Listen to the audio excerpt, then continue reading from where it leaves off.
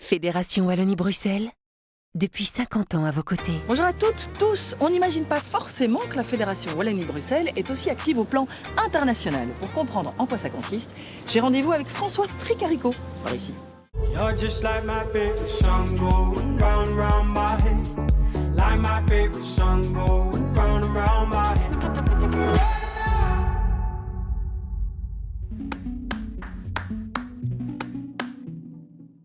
François, c'est la première fois que je rencontre un directeur des relations internationales de la Fédération Wallonie-Bruxelles. Ça consiste en quoi, votre métier? Alors, notre métier ici consiste à centraliser les demandes des organisations internationales comme le Conseil de l'Europe, l'UNESCO, l'Union européenne, l'OCDE. Et donc, notre rôle, c'est ensuite de réorienter ces demandes vers les administrations fonctionnelles.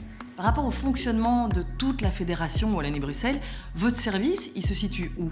La direction des relations internationales est située de manière transversale dans ce secrétariat général et plus particulièrement au sein du service de pilotage et de coordination des politiques transversales. Pourquoi? Parce que nous sommes un service de support à destination des administrations qui composent la Fédération Wallonie-Bruxelles.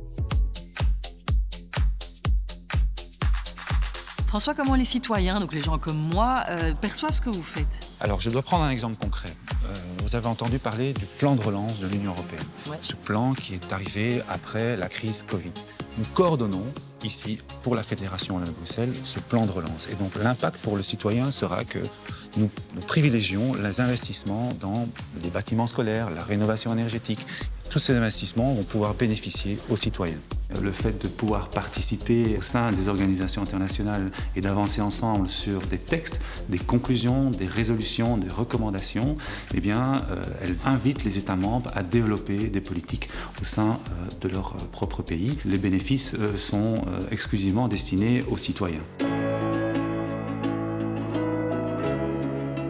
François, pourquoi vous m'avez fait sortir du bâtiment? Il était important pour moi de vous situer ce qu'est Wallonie-Bruxelles International. Vous avez ici les bâtiments de la Fédération Wallonie-Bruxelles et en face, vous avez Wallonie-Bruxelles International. Alors, Wallonie-Bruxelles International, c'est le fruit d'une volonté entre la Fédération Wallonie-Bruxelles, la région Wallonne et la COCOF d'avoir un organisme commun, ensemblier des relations internationales. WBI, son rôle s'articule autour de la représentation diplomatique.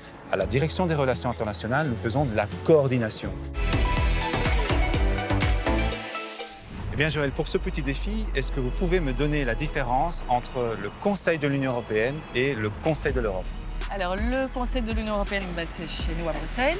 Exact. Et alors, le Conseil de l'Europe, c'est pas chez nous à Bruxelles. Il n'est pas très loin de Bruxelles, il se situe à Strasbourg. Mais les objectifs sont différents, puisque l'objectif du Conseil de l'Europe, c'est de défendre l'état de droit, les droits de l'homme. Le Conseil de l'Union européenne, c'est un organe de l'Union européenne, et le but est donc économique. Il permet aussi aux États membres de se réunir dans cette enceinte pour travailler ensemble des projets de conclusion, de résolution, de recommandation. J'adore prouver que je dois vraiment revoir toutes mes notions d'institutions européennes. Merci en tout cas. Merci, Joël.